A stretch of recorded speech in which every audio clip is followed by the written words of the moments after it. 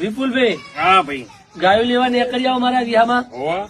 પણ આ વઢિયારીની મોહના એવી હે ને ભૈયા, જો તમને નશો લાગશે ને પછી ઘરના બૈરા છોકરા હે ને એ તમને મગજમાં નહીં આવે ને મિલકત ઓછી કરવી પડશે.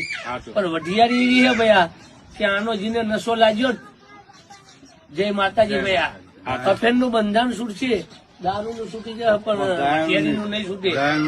ને ગાયો લેવા નિહાળ્યા હું તો એવું કહું, એવી ભેરી કરો ને ભૈયા, શેખ ઠાઠારા વાળી વાત છોડી દો ને ગાયો ભેરી કરો એટલે તમારા તો વેપારી બધા આવશે, ભાઈબંધી કરશે. પણ વેપારીને હાથ ના અડાડવા દેતા, જો વેપારીને હાથ અડાડવા દો તો બાર ભૈયા મહારાષ્ટ્ર અમે ગાયું પછી જાય, ગાયું દુઃખી થાય.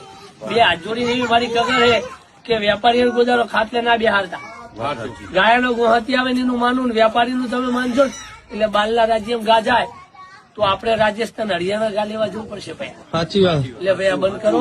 જય માતાજી, રામજી રામજી કરો.